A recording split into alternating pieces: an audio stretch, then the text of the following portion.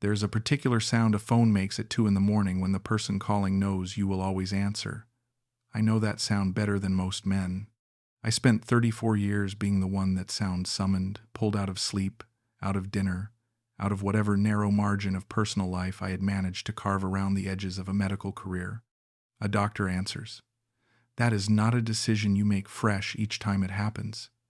It is a reflex built so deeply into you across the years that it stops being a choice and becomes part of the structure of who you are. Hubert Sterling answers when someone calls with a crisis. He has always answered. He will always answer. I was proud of that. Genuinely proud. Not performatively proud. I had spent 34 years becoming that kind of man, and I wore it the way you wear something that has become part of your body rather than something you put on in the morning. Hold that image before I tell you anything else. Hold the image of a man who has spent more than 3 decades training himself to respond to human crisis immediately, unconditionally, with the full deployment of whatever resources he has available. Hold it clearly and then hear what I am about to tell you, because everything that followed was made possible by exactly that quality. She knew who I was before I understood that she knew. She used that understanding with a precision and a patience that I still find, even now, difficult to fully absorb. 23 family emergencies. That is the number. 23 separate crises across 2 years and 4 months, each arriving in a message or a phone call that began with some version of the same words. Something has happened. It is urgent. I don't know what to do, and 23 times I responded the way a physician responds to a genuine crisis, immediately, without deliberation, with everything he has. The total, when I finally assembled all of it into a single list and made myself look at it without flinching, was $300,000. More than half of everything I had saved in 34 years of careful, disciplined, unglamorous work, gone in 23 transfers, each one feeling in the moment like the right and necessary response, each one feeling in retrospect like another door closing quietly behind me in a corridor I had not understood I was walking down. My name is Hubert Sterling. I am 70 years old. I practiced medicine in Edinburgh for most of my adult life, 12 years in general practice, and then 22 years as a hospital consultant in internal medicine at one of the larger Edinburgh teaching hospitals. I retired at 66, slightly earlier than I had planned, because my knees had decided they were done with long ward rounds before the rest of me had accepted the same conclusion. The knees won. They usually do in the end. I left with a pension that was comfortable without being extravagant, a flat in the new town that I had owned outright for 2 decades, and savings of just over $520,000 built across 34 years of consistent and unglamorous financial habit. I was not wealthy. I was secure. I had always understood the difference and had valued it accordingly. I had been married once.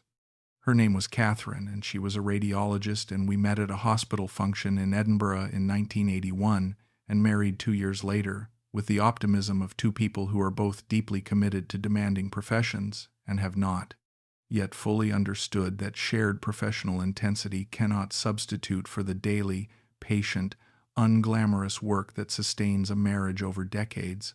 We managed 4 years before we both acknowledged, without particular bitterness, that we had allocated everything we possessed to our respective careers and had left nothing for each other. We parted amicably. I remained in the Edinburgh flat.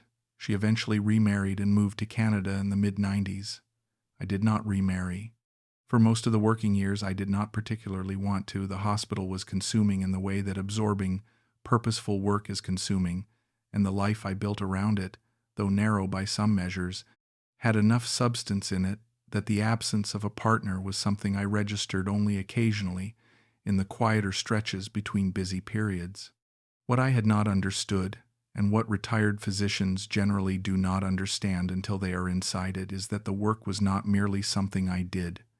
It was the primary structure of myself. The ward rounds and the consultations and the diagnoses and the decisions and the emergencies, all of it together was the thing that told me who I was and what I was for. When it stopped, the silence that replaced it was not the peaceful silence of rest. It was the silence of an engine that has been running at full power for 34 years and has just been switched off. A particular kind of empty that I had not expected and did not know how to name. I walked around my flat in those first months of retirement, reading and cooking and attending concerts and visiting galleries, doing all the things that retired people are supposed to find satisfying, and I did them with the persistent, low-level sense of a man waiting for something to begin, as if the retirement were a long antechamber and the real activity were still ahead. The months passed and the antechamber did not open into anything else, and I began to understand, slowly and without wanting to, that this was not a waiting room. This was the life, and I had not yet found a way to inhabit it that felt like myself. 14 months into that life, my former colleague Douglas, a cardiologist who had retired 2 years before me and had responded to retirement by traveling Southeast Asia with a purposeful enthusiasm that I found, from my Edinburgh flat in the depths of winter, genuinely attractive as a concept, sent me a series of messages from Davao in the southern Philippines. Douglas is not a man given to exaggeration or performative enthusiasm.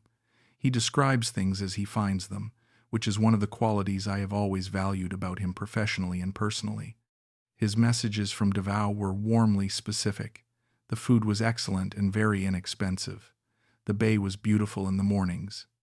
The city had a genuine lived quality that tourist destinations tend to lack, a place where people actually conducted their daily lives in proximity to visitors rather than performing a version of those lives for them. He said the pace of daily life there suited a person who needed to slow down without stopping entirely. He said it was a good place to think. That phrase reached me in a way his other descriptions had not. I needed a good place to think. I booked a flight for 3 weeks.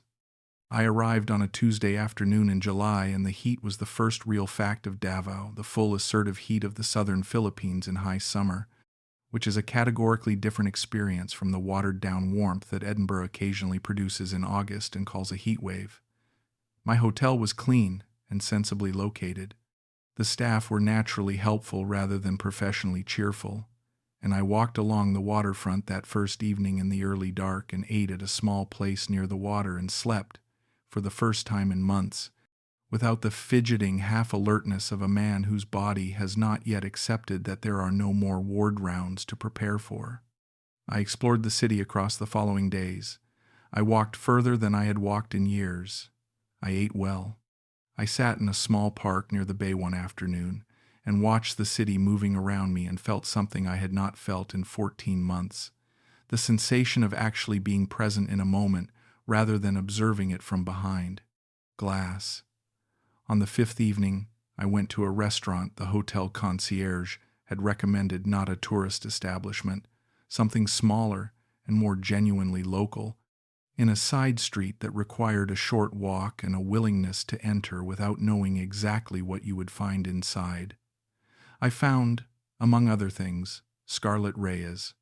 She was at the table beside mine, eating alone, reading something on her phone with the comfortable focus of someone who has made full peace with her own company and does not need entertainment or distraction to fill the quiet. She was in her early 30s, composed and neat in the manner of someone who worked in a professional environment, wearing hospital scrubs under a light jacket that had clearly been added against the restaurant's air conditioning rather than the outdoor temperature. When she noticed me studying the menu with the expression of a man who cannot determine which column contains the prices and which contains the descriptions, she leaned over without making a production of it and told me that the fish was better than it sounded. The pork was also reliable, and the beef had probably been on the menu since the restaurant first opened, and she would personally avoid it. She delivered this as the reporting of established fact rather than the offering of an opinion. I thanked her, ordered the fish, and she returned to her phone without further ceremony. I did not expect her to speak to me again that evening.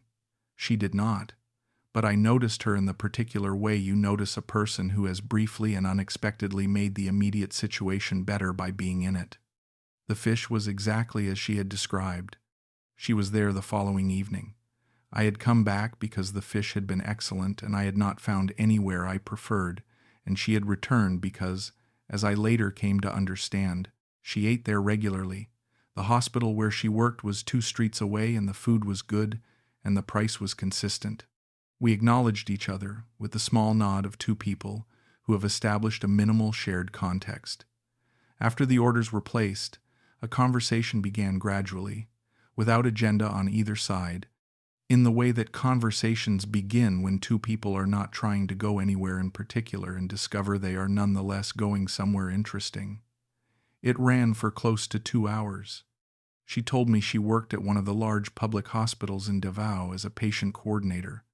Her role involved managing the practical logistics of admissions and discharges and the considerable bureaucratic complexity that surrounds medical care in a busy institution with more patients than resources and more need than funding can answer.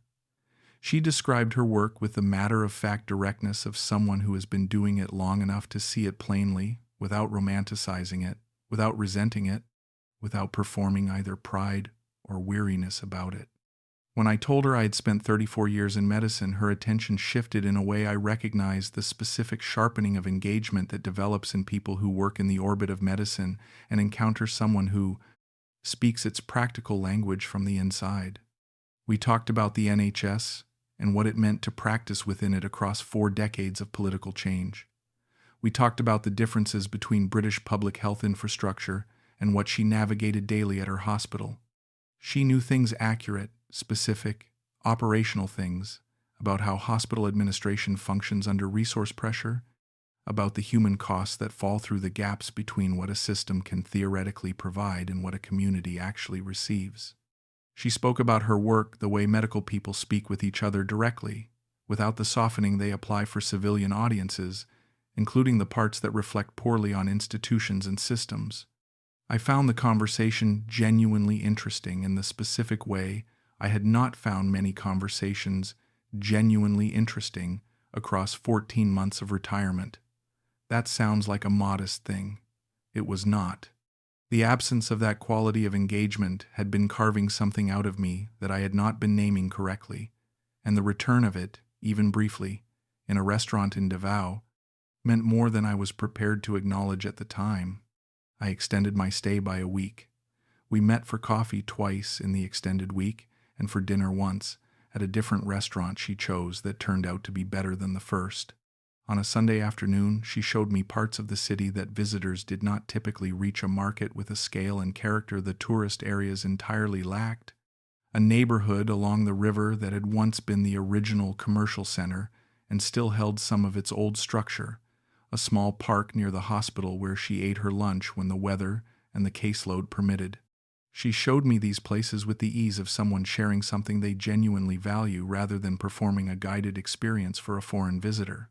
She told me about her family, a large extended family spread across several provinces, her parents in a rural area north of the city, 3 siblings, and a network of aunts and uncles and cousins that sounded to my only child ears both warm and complicated in equal measure. She described them with the specific affection of someone for whom family is a lived daily reality rather than an abstract obligation. She asked about my family. I gave the honest and brief account. She received it directly and without filling the space after it with reassuring sounds. I liked that about her, direct and undramatic. It matched a register I recognized. I went back to Edinburgh after 4 weeks with her number in my phone and a plan to return. We began messaging within 2 days of my departure. Within a week, we were speaking on video calls, most evenings 40 minutes to an hour, occasionally longer, with the natural deepening rhythm of two people who discover the distance between them is inconvenient and worth addressing. The calls were good in the way that good conversations are good, which is that they went somewhere. She was genuinely curious about my years in medicine, about Edinburgh, about what 34 years in a single demanding profession does to a person's sense of themselves and the world. I asked about her work, her family, the practical texture of her daily life. I looked forward to those calls in a way I had not looked forward to anything personal in the 14 months since I had stopped working, and I did not examine that fact carefully enough at the time. The looking forward was the relief I had been seeking, and I was not inclined to interrogate a relief that was working. 3 months after the first visit, I returned to Davao and rented an apartment, a serviced flat in a building with a roof terrace that had a view of the hills to the east, beautiful at certain times of day, modest by Edinburgh standards, and comfortable by any fair measure. I had decided, with the careful deliberateness that physicians bring to large decisions, that I wanted to spend extended time in the Philippines. The climate, the pace, the cost of maintaining a comfortable life, the particular quality of a life there, all of it suited what I needed in a way that Edinburgh winters increasingly did not. I rented the apartment for a month initially and intended to reassess from there. The reassessment consistently extended the stay. Scarlett and I settled into something more explicitly defined during that second time in Davao. She introduced me to two of her friends from the hospital, cheerful, warm young women who received my presence in their friend's life, with the relaxed acceptance of people who find the world more varied than surprising, and do not require neat explanations for things that appear to be working. We spent time together as a group on weekends and alone in the evenings. We went to a beach outside the city on a Sunday that I remember clearly as one of the more genuinely happy days I had spent in years, the specific happiness of being somewhere beautiful with someone who makes the beauty of it sharper, rather than beside the point. We cooked one evening in the apartment. She was considerably more skilled at it than I was, which she acknowledged without making it a running point. The relationship had the texture of something real being built by two people paying attention. That is how it felt from the inside. I am telling you how it felt because you need to understand it before you can understand what came after. The first emergency came 8 weeks into that second stay in Davao. Tuesday morning, 6:45. I was in the apartment kitchen making coffee when my phone showed a message from Scarlett. I read it standing at the kitchen counter with the morning light coming through the window and the city below still in the quiet before the traffic built. The message said, "Hubert, I am so sorry to bother you. My grandmother has collapsed. She is in the hospital in Kidapawan. The doctors say she needs surgery urgently. My family has some money but not enough. I don't know what to do. I am so sorry." I called her immediately. The reflex that had been built into me across 34 years did not ask permission. She answered on the second ring, and I heard in her voice a physician hears physiological distress the way a musician hears a wrong note, involuntarily, and with a specificity that bypasses conscious analysis, what sounded like genuine fear. The slight elevation of her speech rate, the controlled breathing of someone monitoring their own composure while speaking, the shortening of sentences when the emotion behind them pressed forward against the words. She told me her grandmother was 82, had been found unresponsive at home that morning, had been taken by ambulance to the nearest provincial hospital, and required emergency surgery. The total cost surgery, anesthesia, post-operative care, transport for family members traveling from several different provinces to be there was approximately $45,000. She said she understood completely if this was too much to ask. She said she was ashamed to be calling. She said her family would manage somehow if I could not help. I told her not to be ashamed. I told her I would arrange the transfer within the hour. I heard her take a breath that had in it the specific quality of relief, arriving in a person who has been managing a very acute fear alone, the sound of a weight releasing from someone who had been holding it without support. I made the transfer. Within 2 hours the money had cleared, and she confirmed receipt with a message and a photograph of the hospital exterior and a brief update on the surgical timeline. I sat at the kitchen table after that with my coffee, which had gone cold, and felt the specific quiet satisfaction of a physician who has contributed to a good outcome.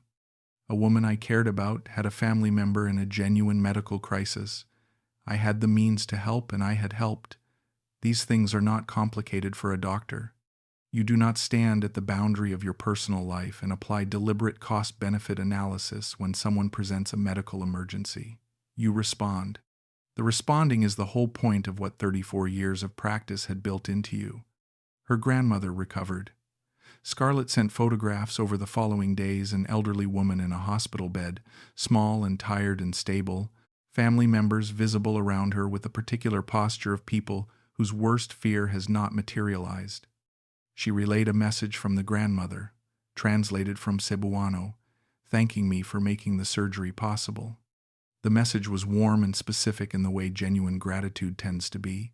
It mentioned the specific fear the family had felt, the specific relief when the surgery went well.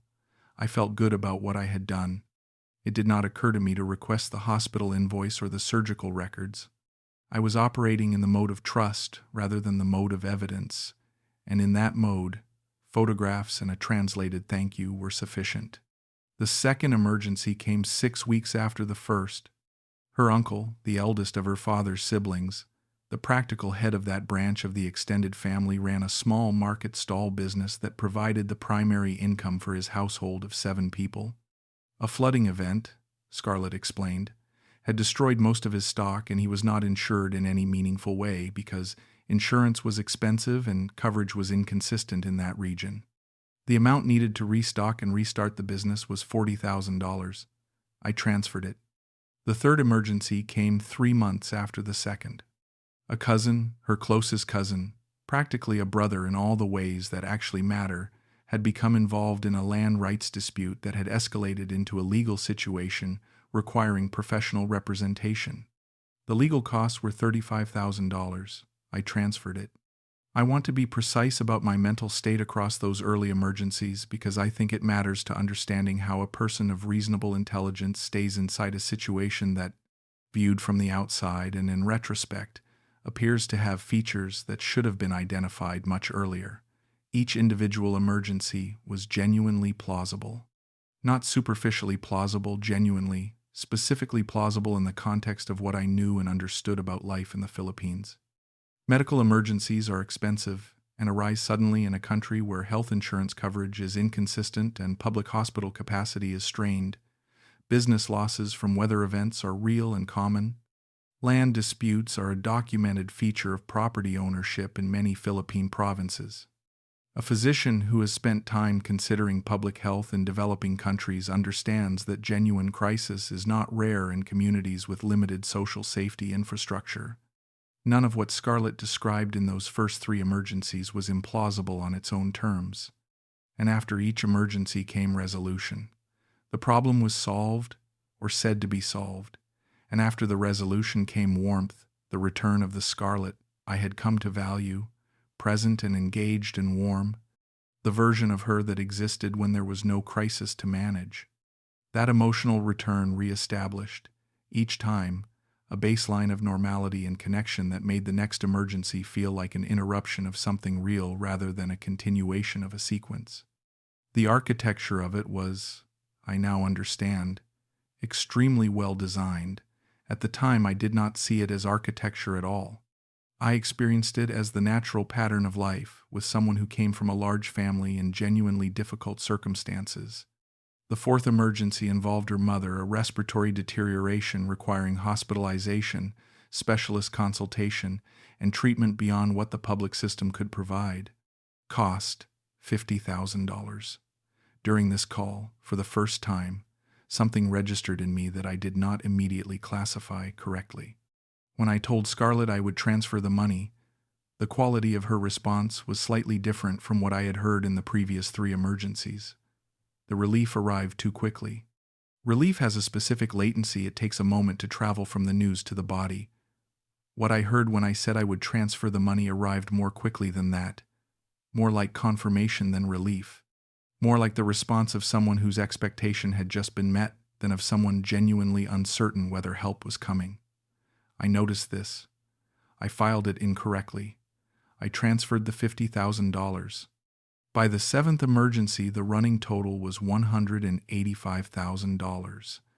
I calculated it on a Tuesday evening while Scarlett was working a late shift and would not be calling until after 10. $185,000. Across 8 months, distributed across 7 separate family crises in a single extended family. The clinical part of my brain said quietly and without drama that the frequency and regularity of what I was looking at was inconsistent with random distribution. Patterns have causes. This was a pattern. I knew it. I sat with that knowledge for 3 days and said nothing, because naming it would change everything, and changing everything would mean losing what I had built with Scarlett, which was the first genuine warmth in my personal life in many years. That was my failure, not ignorance. Choice. I want to be honest about that. The emergencies continued through the 2nd year with the same basic regularity and structure. Emergency 8. Her father, a cardiac event requiring urgent intervention at a private facility because the public hospital lacked the necessary equipment, $48,000. Emergency 9, a house fire affecting an uncle's family, destroying their main assets and leaving 7 people without adequate shelter or essentials, $22,000. Emergency 10, a motorbike accident involving a different cousin, a third cousin, a different one from the cousin in the earlier emergency, significant medical bills, $18,000. Emergency 11, a younger sibling's university enrollment threatened by a critical fee shortfall at the registration deadline, $12,000. Emergency 12, a farming equipment theft that had disabled a household's primary income in a rural area where replacement was not simple or quick, $16,000. Emergency 13, a nephew, a childhood illness with complications requiring specialist intervention not available at the provincial hospital, requiring travel to a city facility and the associated costs, $19,000. Between the emergencies, the relationship continued in ways I want to describe fully, because they mattered and because being honest about what I was actually inside requires describing the whole of it rather than only the transfers. It was not only crisis calls and payments. There were genuinely good periods, stretches of 2 and 3 weeks where no emergency appeared, where the calls were ordinary and warm, where we cooked together in the apartment or walked along the waterfront in the evening warmth or sat on the roof terrace watching the hills go dark while the city below settled into its nighttime rhythm. Scarlett had a way of being present in those periods that felt completely authentic. She was interested in things. She had opinions that were sometimes surprising, sometimes funny, always specific to her rather than generic. The person I knew between the emergencies was not the same register as the person who called with them, and the gap between those two registers was something I was aware of at some level throughout the entire period. I explained it to myself as the natural difference between a person in distress and a person in ordinary life. That explanation was both correct and, ultimately, insufficient. I also sent money during this period for non-emergency purposes, small contributions to a family birthday celebration, funds for a trip to visit her parents when I could not accompany her, a practical sum to cover repairs to a vehicle that had broken down on a family member's farm. These were not included in the 23 emergencies. They were additional.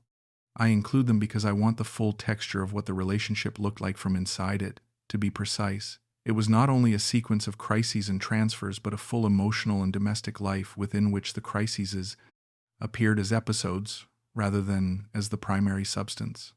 The emergencies 14, 15, and 16 arrived in a compressed period 3 within 11 weeks, a higher frequency than the earlier pattern had established.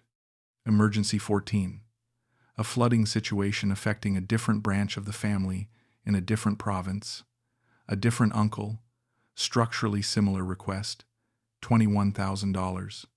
Emergency 15, a land inheritance dispute among several branches of the extended family, requiring immediate legal representation to prevent a default judgment going against her family, $31,000.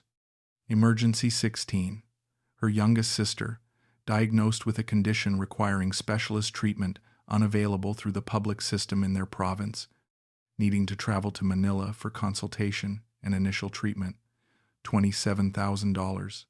I transferred all 3. Each time the resolution came, the warmth returned, and the interval before the next emergency was just long enough that I was not staring directly at the frequency when the next one appeared. I kept a notebook during this period.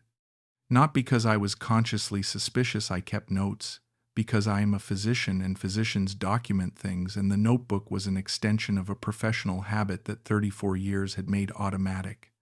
I noted dates, the nature of each situation, the family member involved, the amount.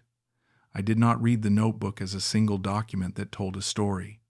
I read each entry as a separate chapter. That distinction matters enormously. It is the difference between seeing a set of symptoms and understanding a condition. A physician who treats each presenting symptom in isolation and never assembles them into a differential diagnosis is not practicing medicine. He is reacting. That is precisely what I was doing, reacting to each emergency as if it were the first one, as if there were no notebook, as if the prior entries had no relationship to the current one. My colleague Douglas called in September of the second year.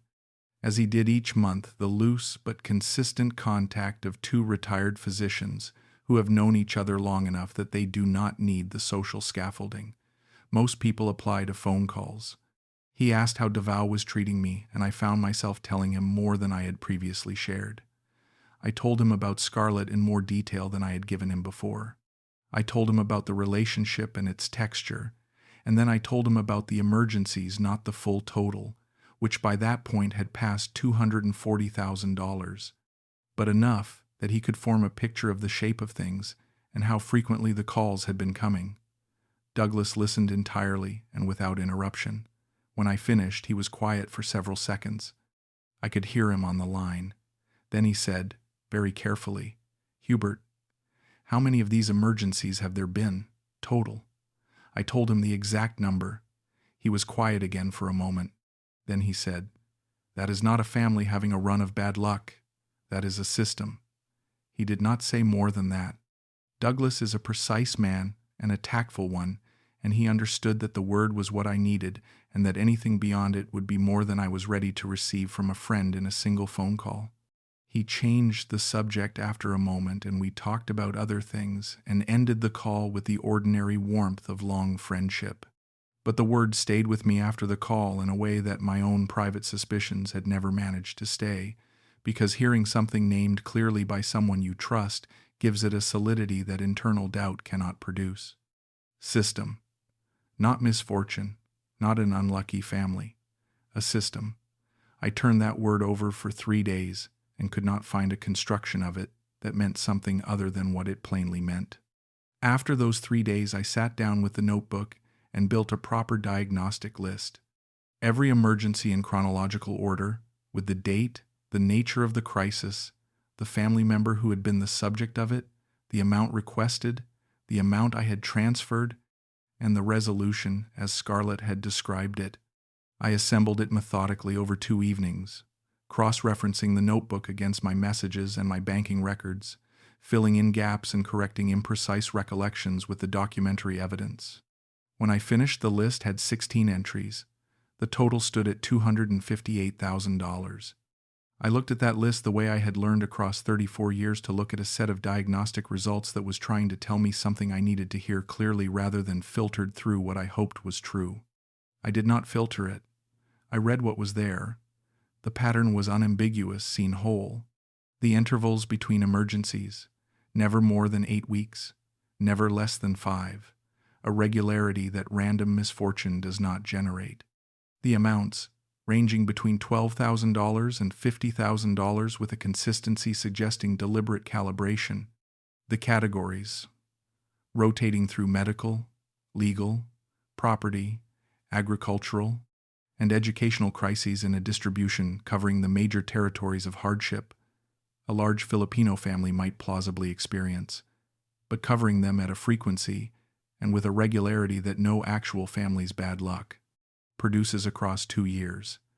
And most diagnostically, every single emergency had resolved satisfactorily and without sequel.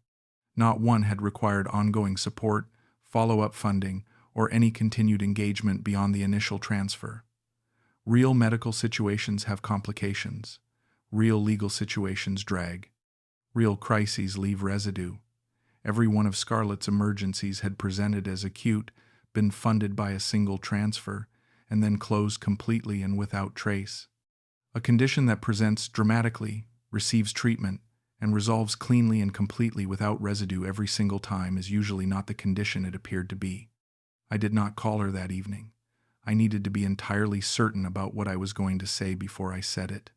There was still a small part of me reaching for alternative interpretations, a family in genuinely extraordinary misfortune, a woman who had needed real help each time and had inflated the presentation out of shame or learned habit. I gave those interpretations 3 more days and gave them every fair opportunity to hold up under honest examination. None of them did. The 17th emergency arrived during those 3 days. Her youngest brother, Scarlett said, Had been involved in a traffic accident requiring orthopedic surgery for a fracture. The cost was $28,000. This was the first emergency I did not immediately respond to. I read the message. I put my phone face down on the table. I sat with it for 6 hours.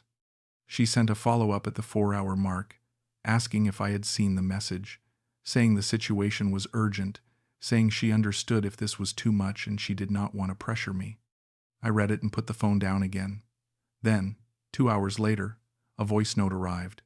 I listened to it with the ear I had been using for 2 years oriented toward her, toward what she was experiencing, toward the warmth between us. Then I listened to it a second time, and a third time, and on the third listening, I brought to it the clinical distance I applied to diagnostic assessments, setting aside what I hoped was true and attending only to what was actually present in the signal. What I heard from that distance was a performance, a skilled one, refined across many iterations of practice. But in its rhythm and its register it had become, through repetition, slightly too consistent.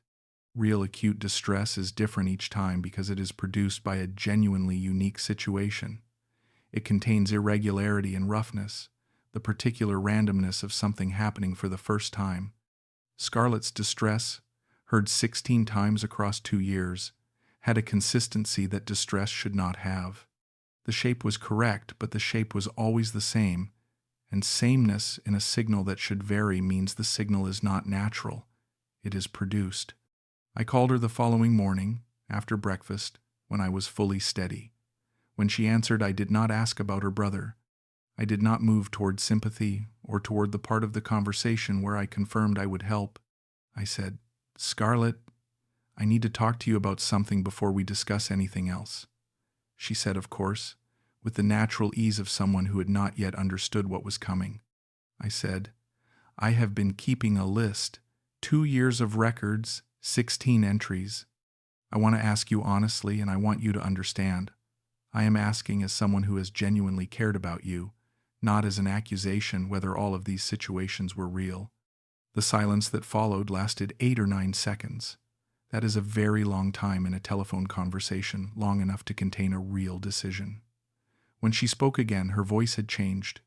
Not the emergency register and not the warm daily register. Something quieter than either. And something that I find myself wanting to call more real than both, though I remain genuinely uncertain whether I am entitled to that assessment. She said, "Hubert, I am so sorry." She did not mention her brother. She did not deny the question or redirect it or reach for a reframing. Just those 4 words, said quietly, in a voice I had not heard from her before. I asked her to tell me, as precisely and as honestly as she could, what had been real. She took a breath, and then she began.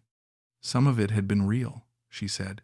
Her grandmother had genuinely collapsed and genuinely been hospitalized. A surgery had happened, but the cost had not been anywhere near $45,000. The actual cost was a small fraction of that amount, and her family had covered it without significant difficulty. Other situations had been based on real events that she had substantially inflated. Her father's cardiac episode had been a genuine health scare, but had not required the intervention she described and had been managed at minimal cost. Her uncle's business had experienced some difficulty from weather, but had not been the disaster she presented. And some emergencies, she said this after a longer pause that carried more weight than the pauses before it had been constructed from nothing. Invented as vehicles for requests, using real family members as the subjects of fabricated circumstances. She listed those. There were 7. She said each one quietly and without decoration. I listened and wrote each one down in the notebook, below the list I had already made. I asked what she had done with the money. She said some portion had gone to genuine family needs, her parents' daily expenses, a sibling's school fees, contributions to situations that were real but far less dramatic than she had presented them. A significant portion she had saved in accounts, held under a family member's name. Some had gone toward a property purchase, registered in a relative's name. And some, she said, this last part very quietly, had been given to a cousin who had helped her manage certain logistics of the arrangement. I understood from how she said it that there had been people in her life who knew what was happening and participated in it. an additional dimension I had not previously considered. I asked one more question. I said, when we were together, the calls, the time in Davao, how much of that was real for you? She was quiet for a long time. Then she said she did not know how to answer that honestly, because the answer was more complicated than yes or no, and she did not think simplifying it would help either of us. She said she was sorry in a way she understood I had no reason to believe. I told her I needed time, and I ended the call. The silence in my apartment after that call was the most complete silence I had experienced since leaving medicine, not peaceful, the silence of a space from which something substantial has just been removed. Over the following weeks, I assembled the complete accounting. Every transfer confirmed against banking records and messages. The total across 23 emergencies in 26 months was $300,000.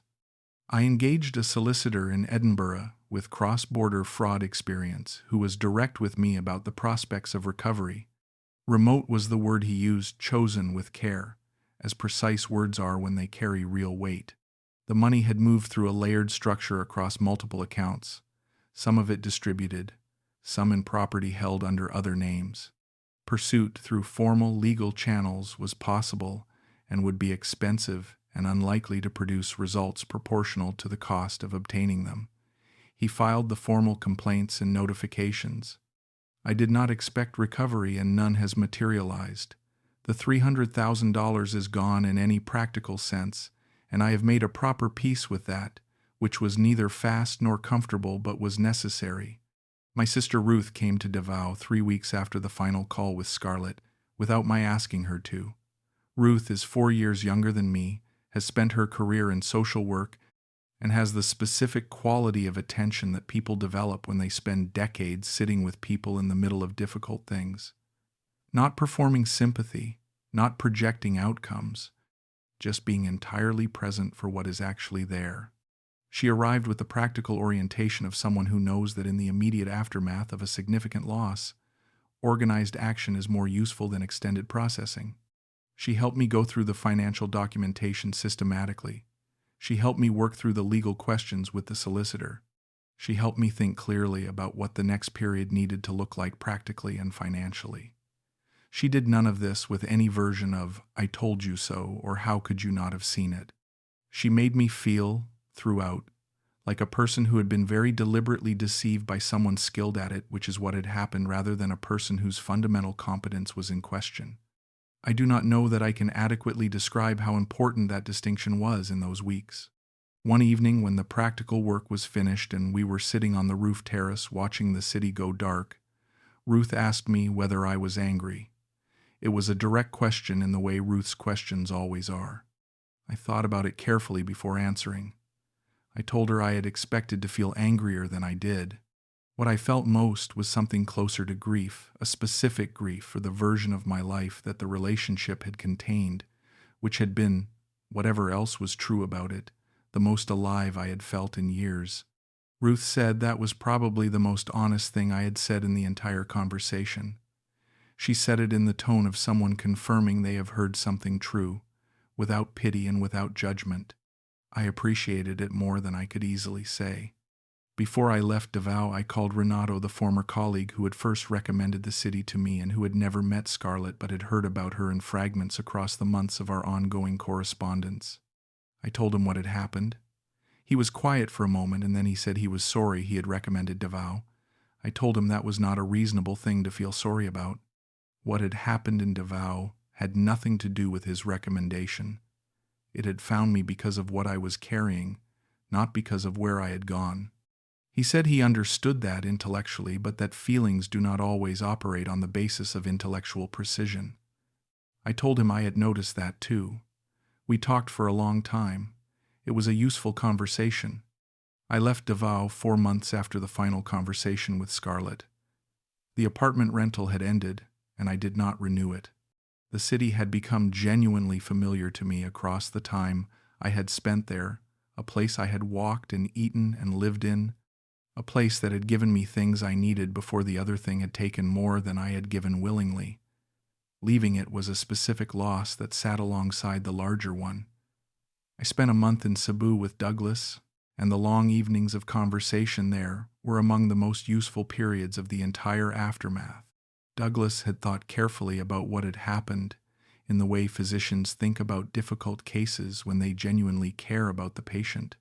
He said that people who spend careers in emergency response, medicine, military, emergency services build a response architecture that does not dissolve when the professional context ends.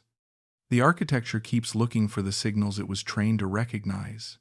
When those signals appear in a personal context where different analysis is more appropriate, the professional response fires anyway because it was built to fire on the signal and not to assess the context in which the signal appears.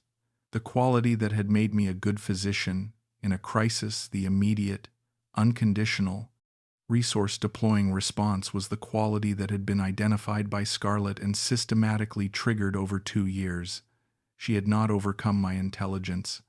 She had found the gap between my professional instinct and my critical judgment and operated in that gap for 23 iterations across 2 years.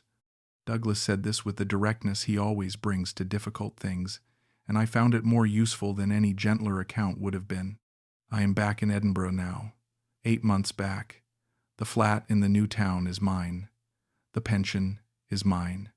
The savings that remain, just under $220,000 after the losses and the legal and advisory costs of the aftermath, are enough for a careful and comfortable life.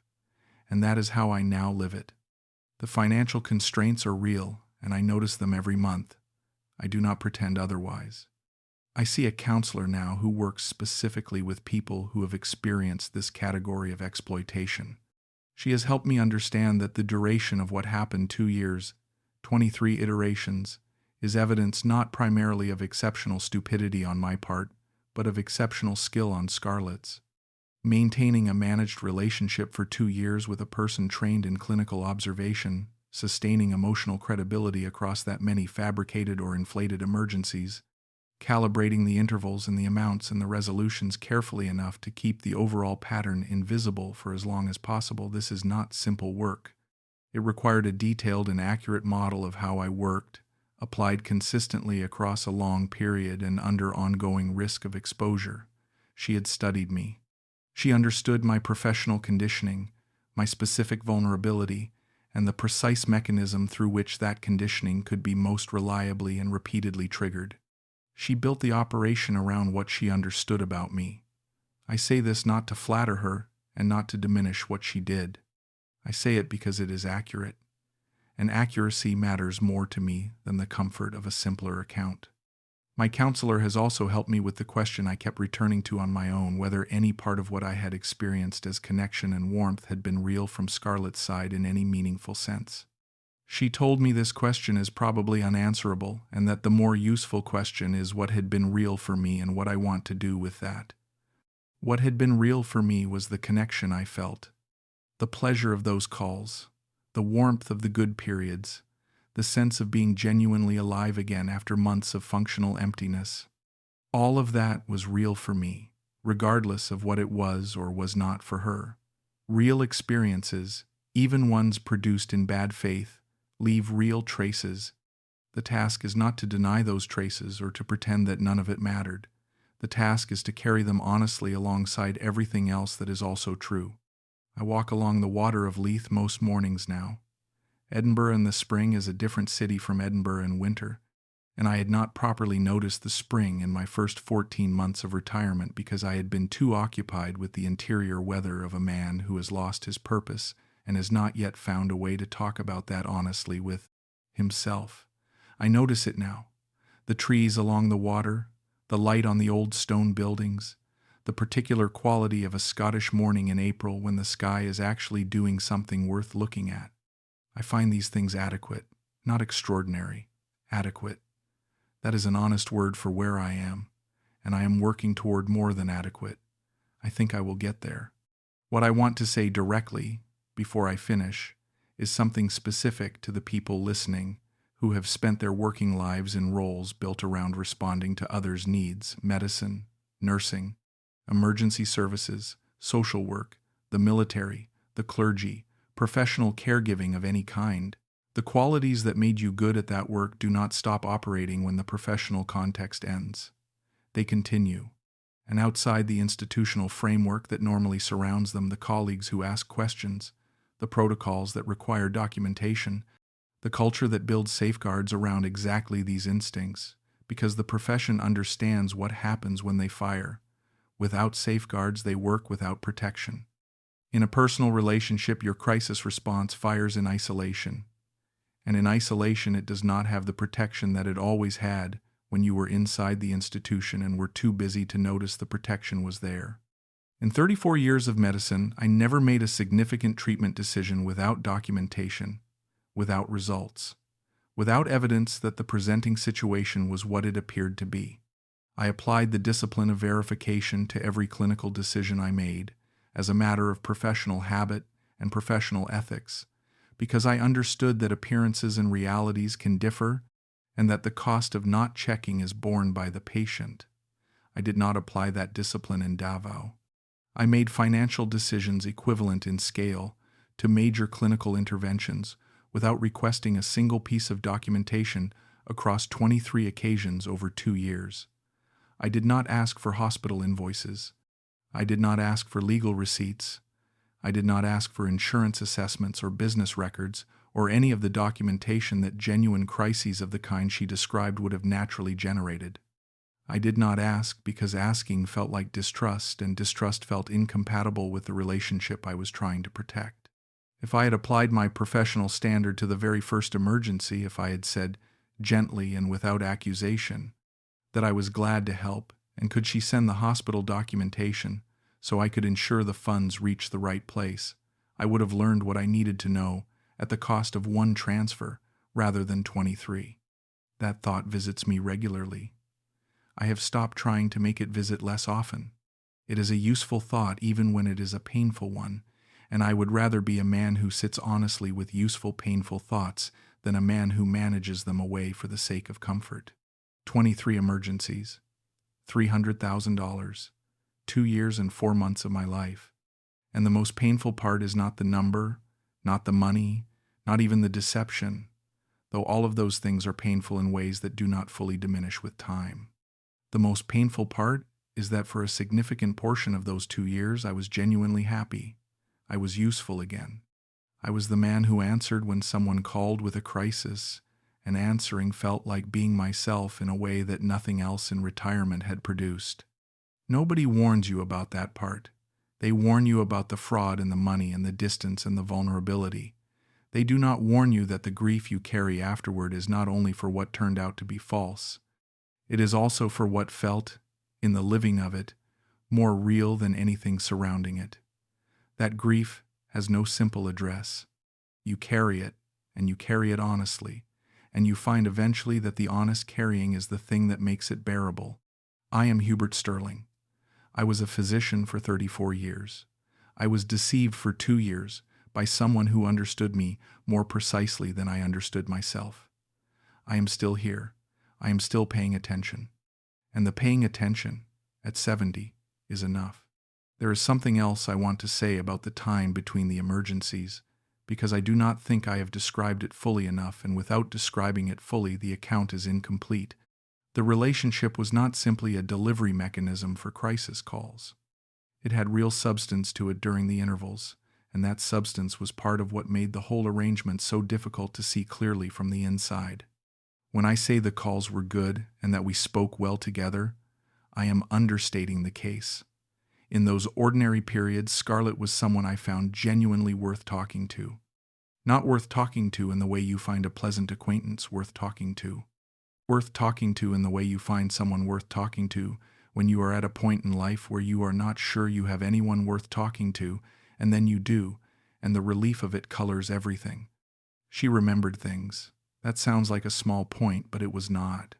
She would return to something I had mentioned 3 weeks earlier, a patient case I had described in general terms, a problem I had been thinking through, something I had said about Edinburgh or about my sister Ruth or about the specific texture of practicing medicine in a large hospital, and she would ask a follow-up question that demonstrated she had actually carried the thing forward in her own thinking.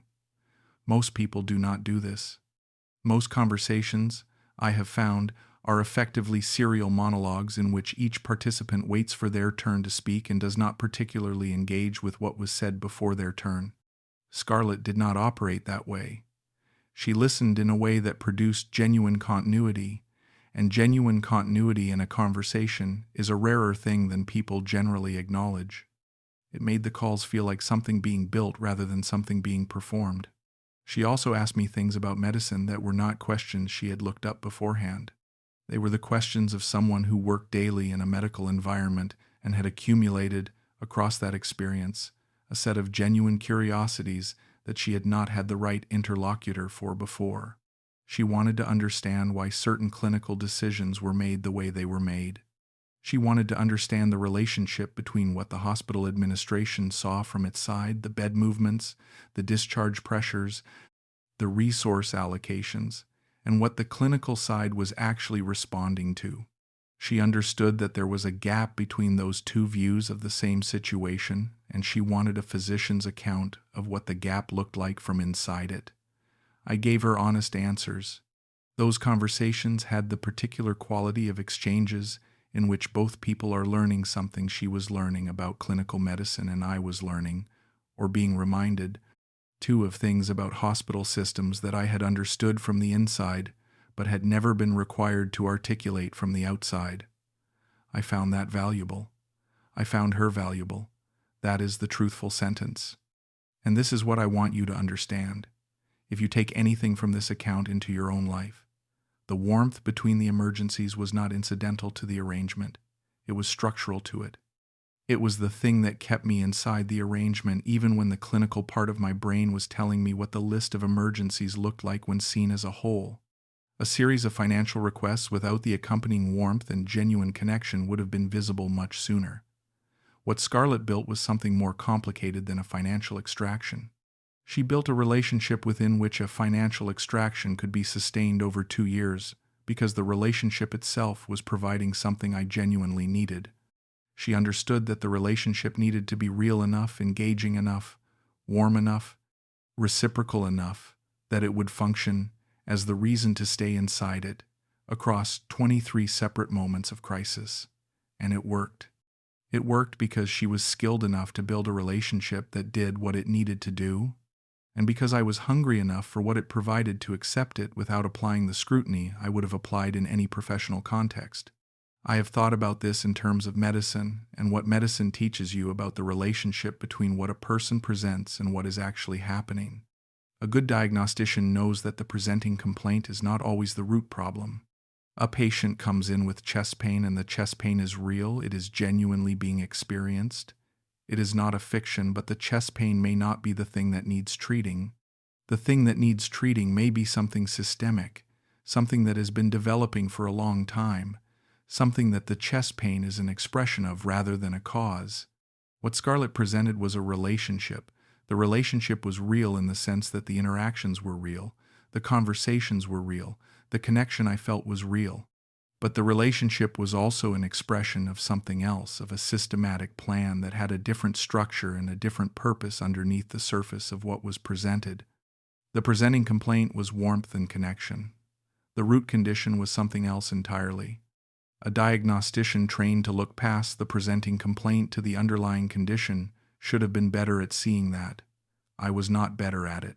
I was, in this specific context, a very poor diagnostician. This is not false modesty. I was a very good clinical diagnostician across 34 years of practice. But clinical diagnosis operates within a framework of professional discipline that includes the specific commitment to look past what you want to be true in order to see what is actually there. In a personal relationship with someone you care about, the commitment to look past what you want to be true is genuinely harder to maintain. It requires a kind of deliberate coldness toward your own hopes that is very difficult to apply to the person you are looking forward to calling every evening. The institutional framework of medicine includes built-in supports for exactly that kind of coldness: colleagues who challenge your interpretations, protocols that require you to document your reasoning, a culture that values second opinions and treats certainty as a flag worth examining rather than a comfort worth protecting. None of those supports exist in a personal relationship. In a personal relationship, you are the only one asking the questions, and when asking the questions feels like an act of betrayal against someone you care about, the temptation to not ask them is very powerful. The final thing I want to say is about what happened to my understanding of myself across those 2 years, not just what happened to my finances. I went to Davao because I needed something I could not name clearly. I came back understanding what I had needed, which was the sense of purpose and utility that the work had provided for 34 years and that retirement had taken away without replacing. What Scarlett gave me, in the form of the emergencies, was a way to be useful again. A way to deploy the response capacity that had built up in me across 3 decades of medical practice and had no outlet in retirement. Each crisis was an opportunity to be the man I had spent my career becoming. Each transfer was an exercise of the function that was the core of my professional identity.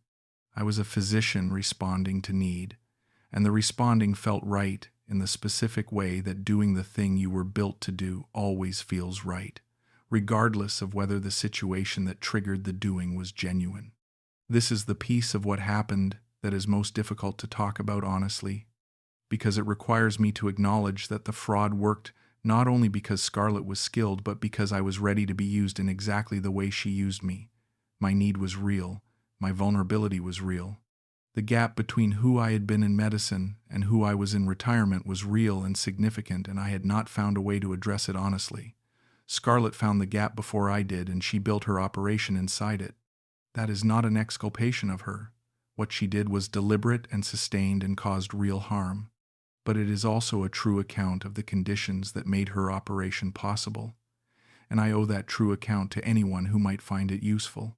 If you are retired, or approaching retirement, from a profession that was built around responding to others' needs, and particularly if that retirement has left you with the specific hollowness that I am describing, the sense of an engine running without load, I want you to name that hollowness to yourself before someone else identifies it and names it for you in a way that costs you more than you can afford. The need to be useful does not retire when you do. It needs somewhere to go. If you do not find it somewhere to go, on your own terms, it will find its own way there, and the way it finds may not be the way you would have chosen. What I have found, in the 8 months since returning to Edinburgh, is that the need to be useful can be satisfied in ways that do not involve transferring money to someone who presents manufactured crises. I volunteer once a week at a medical advice clinic for elderly residents of the city who cannot easily access their regular GP. I am not practicing medicine in the clinical sense. I am listening and orienting and connecting people to the resources that they need, which is a version of what I did for 34 years, at a scale and pace that my knees can manage, and that does not consume everything else. It is not everything I needed, but it is something real, and it is mine, and nothing about it can be taken from me by someone who understood me better than I understood myself. 23 emergencies, $300,000, 2 years and 4 months. That is the account. I have tried to give it honestly, including the parts that reflect poorly on me, because I believe the honest account is more useful than a version that protects my dignity at the expense of the truth. The truth is that I was deceived by someone skilled, that my professional conditioning made me vulnerable in a specific way, that I chose to ignore what I knew for longer than I should have because the alternative felt more costly than the deception. All of those things are true at the same time, and none of them is the whole truth on its own. The whole truth is all of them together, and carrying the whole truth is what I am doing now, one morning walk at a time, along the water of Leith, in a city I have always loved more than I usually remember to say. I am Hubert Sterling, 70 years old, retired physician, Edinburgh, still here, still paying attention. That is enough. I want to tell you something about the conversation with Scarlett that I have not yet told you, because I think it is the detail that has stayed with me most and that is hardest to place in any clean moral category. At the end of her account, after she had described what was real and what was not and what had been done with the money, I asked her one question. I asked whether she had ever actually cared about me, not as a plea, not because the answer would change anything practical, but because I am a physician and I needed to understand the diagnosis as completely as possible. She was quiet for a moment. Then she said yes. She said the conversations had been genuine, that she had not anticipated becoming fond of me, that the fondness had arrived during the first extended stay and had made the later decisions harder rather than easier, and that she was ashamed of having continued regardless. I do not know how much of that to believe. I have sat with it across many months, and I still do not know. It is possible she said it because she thought it was what I needed to hear. It is possible she said it because it was true. Both possibilities are painful in different ways, and I have come to accept that I will not resolve the question. The not knowing is simply part of what this experience left me with, and carrying an unresolved question is not the same as being undone by it. I sat for perhaps an hour in the silence of the apartment after ending that call. Then I made tea. Then I went to bed. Then, in the morning, I began doing the practical things that needed doing, which is what a physician does when the acute phase of a difficult situation has passed and the work of management must begin. The full accounting took 2 weeks. My banking records were thorough and my message history was complete. I assembled everything with the same methodical care I had given to clinical records across a career. The total, with every transfer included, was $300,000. I looked at that number the way a physician examines an unfavorable result, taking it seriously, acknowledging what it meant, not collapsing around it. It did not mean I was destitute. It meant I was significantly more financially constrained than I had planned to be at 70. The buffer I had spent 34 years building was more than half depleted. The decisions I had made carefully across a working lifetime had been substantially undone by 23 decisions made in a state of deliberately managed emotional engagement. That is what $300,000 meant. I understood it, and I moved to the next thing. I spoke to a solicitor in Edinburgh who was direct and useful. Recovery was possible in principle, difficult across international jurisdictions in practice. The costs of sustained legal pursuit might approach or exceed any realistic recovery amount. He would file what could be filed, and I should hold realistic expectations. I filed what could be filed. I held realistic expectations. My sister Ruth came to Davao 3 weeks after I told her what had happened. I had called her on a Sunday and talked for 2 hours. When I finished, she said she was coming. Ruth is 4 years younger than me and has spent her career in social work, which means she has a direct relationship with difficult realities and no patience for surrounding them with comfortable distance. She spent 10 days in my apartment, and she did something more useful than sympathy. She helped me think through what I actually wanted to do next, where I wanted to live, how I wanted to structure the years I had remaining, what I was going to do with the specific emptiness that retirement had created and that the crises had, whatever else they had done, temporarily filled. She sorted through practical matters with the efficiency of someone whose professional life has been spent helping people move through difficult things. By the time she left, I had a clearer picture of what came next than I had managed to construct on my own. The month in Cebu with Douglas gave me the framework I described earlier, the reflex, the architecture, the misapplied expertise. I have continued to build on that framework. It does not restore the money, but it gives me something to work with rather than simply something to carry, and working with a thing is, in my experience, considerably more manageable than simply carrying it. I'm back in Edinburgh now. The flat in the new town is mine.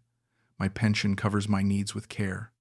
The savings that remain, just over $220,000 after everything, are enough to support a comfortable life managed more carefully than I had planned to manage it at 70. I see a professional who specializes in the psychological dimensions of financial fraud. She is practical and unhurried, and treats the experience as a problem with identifiable components. She has helped me understand the mechanics of what happened with a clarity that I find, despite everything, more useful than distressing. Here is what I understand now that I did not understand when I was inside it. Scarlett Reyes understood, whether through instinct or deliberate study, that a retired physician does not lose the crisis response architecture when the professional context is removed. The architecture remains. It continues to scan for the signals it was trained to recognize.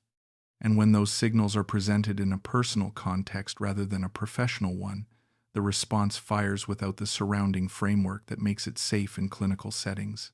In a professional context, a physician's crisis response is surrounded by colleagues who ask questions, by supervisors who review decisions, by protocols requiring documentation and second opinions before action. In a personal relationship, the same response fires in complete isolation. There is no colleague to say, "Have you verified this?" There is no protocol requiring receipts before action. There is only the signal and the response, and between them almost nothing. She presented the signals with precision and consistency across 23 occasions over 2 years and 4 months. The intervals were calibrated long enough between situations that each felt like an interruption of normality rather than a continuation of a pattern, short enough that I never fully stepped back to examine the shape of what I was experiencing. The amounts were large enough to engage the full weight of a genuine crisis response. The medical situations were described with clinical specificity sufficient to satisfy a physician who might otherwise have asked better questions because she worked in a hospital and had years of familiarity with the language and the process. She had access to the stimulus and she understood the reflex, and that combination, across 23 iterations, extracted $300,000 from a person who had spent 34 years building the exact susceptibility she was working with. I do not say this to excuse what she did.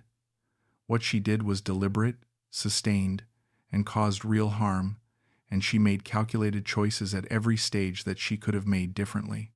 I say it because the honest account of what happened to me requires the honest account of why I was susceptible. The honest account of that is not that I was foolish. It is that I was a particular person in a particular vulnerability with a particular professional conditioning, and she understood that combination precisely and used it. The thing I return to most often, in the quiet Edinburgh evenings, is not the money. The money is a practical problem with practical consequences, and I have made practical peace with those consequences. What I return to is what the relationship was, inside the living of it, for a significant portion of 2 years, because inside the living of it I was genuinely engaged. I was useful again. I had a person who needed what I could provide, and a reason to feel that my capacity for the most important kind of work was not simply over.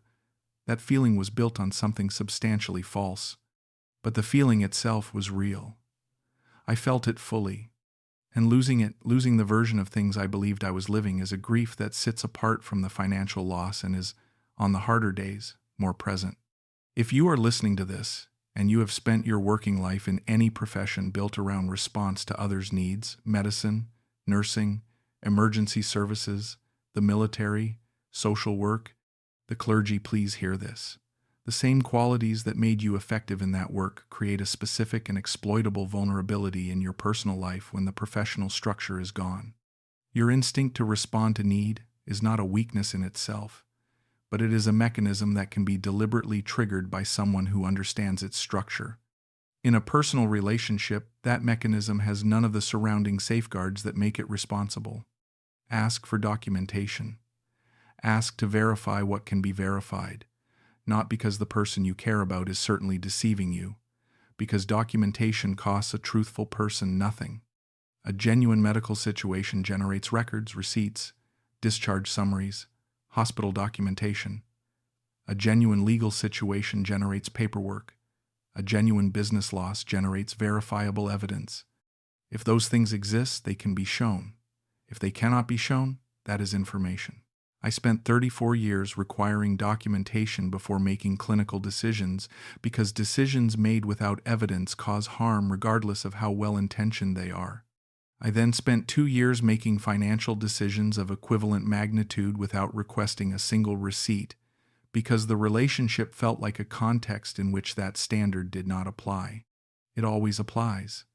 The emotional register of a situation does not change what responsible decision-making requires. The higher the emotional stakes, the more carefully the evidential standard should be held, not because emotion is unreliable in itself, but because the people most skilled at exploiting others understand that emotion is the specific condition under which the standard is most readily suspended. 23 situations, $300,000, 2 years and 4 months of my life. The most painful element of it is not the number. It is that for a significant portion of those 2 years I was the person I had been before retirement took that person away from me. I was someone who answered when someone called with a crisis. I was useful. I was needed. I was engaged with another human being in a way that made the mornings worth getting up for with something that resembled energy. The cruelest thing is not that it was false. It is that it used something genuinely real, my actual need to be those things again, as the mechanism of its working. Nobody warns you about that part. They warn you about the loss.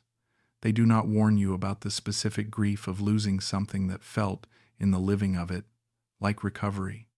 I am 70 years old. I walk along the water of Leith in the mornings when Edinburgh permits it. I have a life that is smaller than I planned and more honest than I might have chosen, and most days I find those two things compatible. Some days I simply go to sleep and try again in the morning, which is the advice you give patients when the treatment is slow and the only alternative to continuing it is stopping, and stopping is not an option. I am still here. On the harder days, that is enough.